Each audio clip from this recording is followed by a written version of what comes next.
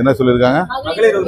மறுசீரமைப்பு பண்ண கால அவகாசம் தேவைப்படுறதுனால அது வந்து வங்கி கணக்குல வரவுக்கிறது கொஞ்சம் காலதாமதமாகும் சொல்லி தமிழக அரசு உங்களோட பார்வை.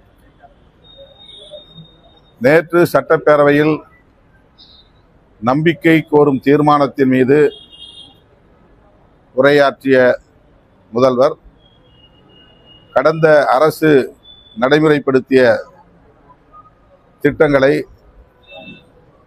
இந்த அரசும் இடைநிறுத்தாமல் தொடர்ந்து நடைமுறைப்படுத்தும் என்கிற உறுதியை அளித்திருக்கிறார்.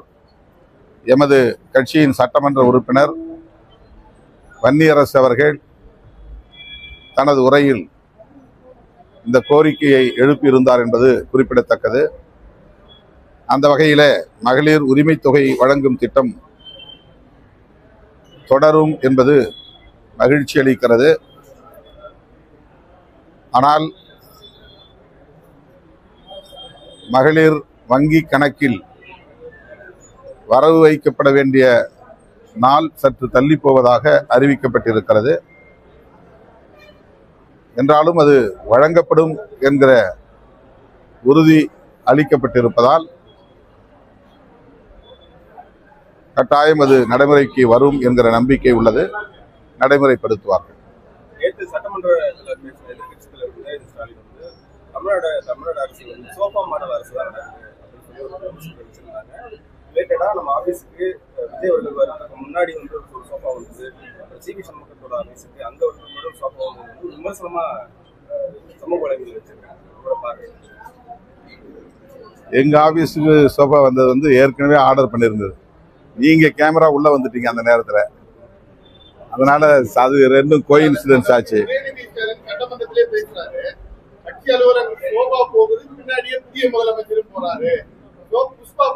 அது விசிக அலுவலகத்தை வச்சு அவர் சொல்லல. அவர் வந்து அதிமுகவில் உருவாகி இருக்கிற ஒரு அணி, அந்த அணி தலைவர்களை அல்லது அந்த சட்டமன்ற உறுப்பினர்களை சந்திக்க போன போது நிகழ்ந்த ஒரு நிகழ்வை சுட்டிக்காட்டியிருக்கிறார் என்று கருதுகிறேன். நம்ம இங்க வரவே இல்லை. நம்ம பேசின அதிமுக முதலமைச்சர் சிவி சண்முகம் ஒரு தலித் முதலமைச்சராகும் வாய்ப்பு வந்து தமிழக அரசியல் உருவாச்சு. ஆனா வந்து எடப்பாடி பழனிசாமி வந்து கருத்துட்டாரு, அவருக்கு விருப்பம் கருத்து பதிவு பண்ணிருக்காரு. உங்களோட பார்வை? அது பற்றி எனக்கு எதுவும் தெரியாது. அங்க என்ன நடந்தது, அவர்களுக்குள் என்ன உரையாடல் நடந்தது, எதுவும் நமக்கு தெரியாது. நான் ஏற்கனவே சொன்னேன், எனக்கு தெரிந்த எனக்கு நெருங்கிய சில நண்பர்கள் என்னிடத்தில் இப்படி ஒரு பேச்சு போய்கொண்டிருக்கிறது என்ற தகவலை சொன்னார்கள். மற்றபடி பின்னால் என்ன நடந்தது என்பது எனக்கு தெரியாது. நாங்கள் அதற்காகத்தான் காத்திருந்தோம், காலம் தாழ்த்தினோம் என்பதை போன்ற ஒரு தோற்றத்தை திரும்ப திரும்ப பலரும் பேசிக் கொண்டிருக்கிறார்கள்.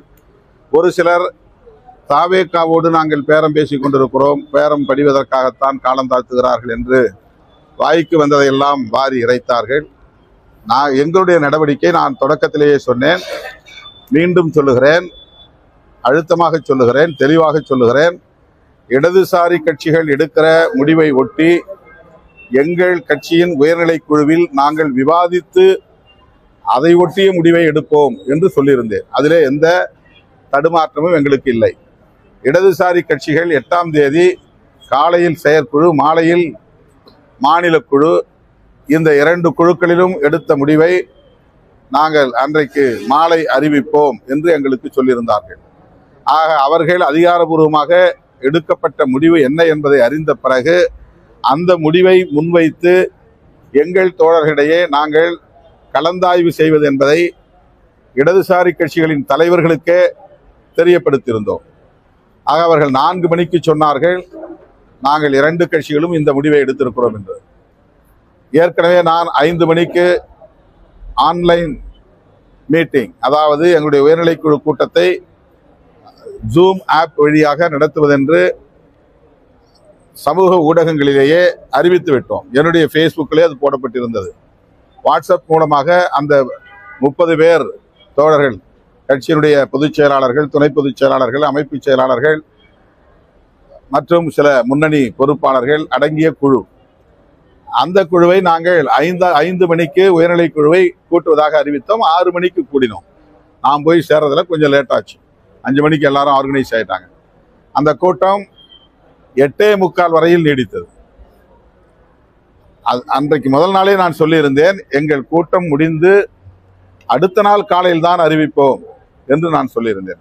ஆனால் அபிஷியலா யாருக்கும் நாங்கள் அழைப்பு விடுக்கல. அதாவது ஊடகவியலாளர்களுக்கு இது மாதிரி பிரஸ் மீட் இருக்கு வாங்கன்னு நான் யாருக்கும் சொல்லலை.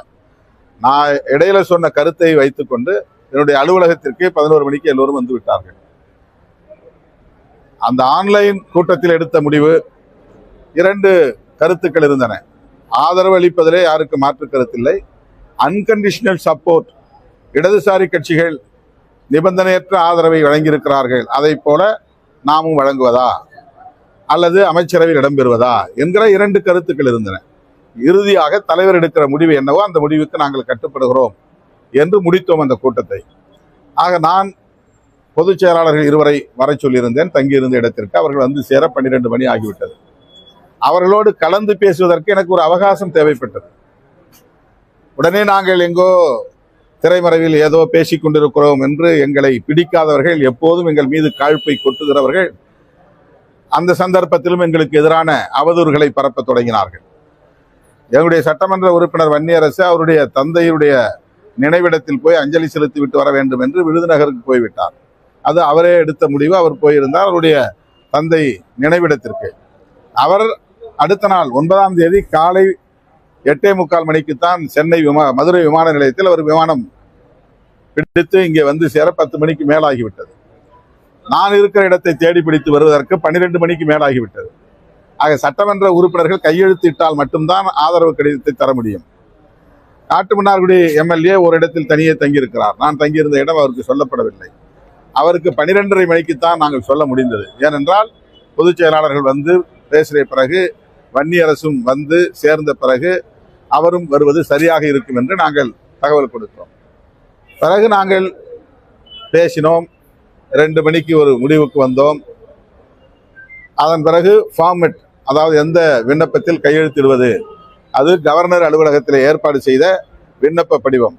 அந்த விண்ணப்ப படிவத்தை பிரிண்ட் அவுட் எடுத்து கொண்டு வந்து என்னுடைய லெட்டர் ஹெட் கொண்டு வந்து அதிலே நாங்கள் தனியே ஒரு கவரிங் லெட்டர் தயார் செய்து அதை ரப்பர் ஸ்டாம்ப் மூலம் அதிகாரப்பூர்வமாக நான் தான் என்னுடைய வழிகாட்டுதலின் அடிப்படையில் தான் சட்டமன்ற உறுப்பினர்கள் இதற்கு உடன்படுகிறார்கள் என்ற அடிப்படையிலே அவர்கள் தனியே கையெழுத்து போடுகிற அந்த தாளிலும் என்டார்ஸ் செய்து நான் கையெழுத்து போட்டு ரப்பர் ஸ்டாம்ப் வைத்தேன். அதற்கு ஒரு கால அவகாசம் தேவைப்பட்டது. ஆளுநருக்கு நேரடியாக என்னுடைய லெட்டர் ஹெட்டில் எழுதக்கூடிய ஒரு லெட்டர், இது மாதிரி நாங்கள் முடிவெடுத்திருக்கிறோம், இந்த 2 பேரும் என் கட்சி சார்பில் அவங்களுக்கு ஆதரவு தெரிவிக்கிறாங்க என்கிற ஒரு கவரிங் லெட்டர். இதையெல்லாம் தயார் செய்த பிறகு தாவேகா பொறுப்பாளர் ஆதவ அர்ஜுனுக்கு தகவல் கொடுத்து அவர் 3:30 மணிக்கு மேல் வந்து எங்களோடு பேசிக் கொண்டிருந்தார். 4-4:15 மணிக்கு தான் தயாராகி முடிந்தது. கையெழுத்திட்டார்கள். அதன் பிறகு நான் நேரடியாக பிரஸுக்கு வந்து விட்டேன். அவர் நேரடியாக ஆளுநர் மாளிகைக்கு போய்விட்டார். ஆகவே என்னை சுற்றி அல்லது என்னை முன்னிறுத்தி என்ன நடந்தது என்பது பற்றி பெரிதாக எங்களுக்கு தெரியாது. ஆனால் தகவல் கிடைத்தது. அந்த தகவலைத்தான் நான் தகவல் கிடைத்தது என்று சொன்னேன். ஊடகங்கள் அதை பெரிதுபடுத்தி விட்டார்கள். இப்போது அதிமுகவுக்குள்ளே என்ன உரையாடல் நடந்தது என்பதை அவர்கள் ஊடகங்களின் முன்னால் சொல்லிக் கொண்டிருக்கிறார்கள். அது பற்றி எனக்கு பெரிதாக தெரியாது. அவ்வளவுதான். ஆனா ஊடகங்கள் திருச்சி தானே பரப்புறீங்க செய்தியை.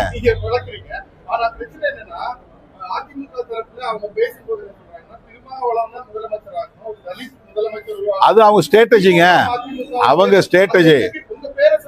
ஆமா, நான் அந்த கூட்டணியில இருந்தேன்ல. நான் திமுக, நான் ஒன்னும் தாவேகா கூட்டணியில இல்ல, வேற எந்த கூட்டணியில் இல்ல. அதுதாங்க எனக்கு தெரியாதுல. அதிமுக வந்து எங்களுக்கு திமுக கூட்டணியில நாங்க இருக்கிறதுனால அவங்க அதை பத்தி பேசியிருப்பாங்க. அவ்வளவுதான். அது திமுக காரண்ட போய் கேளுங்க.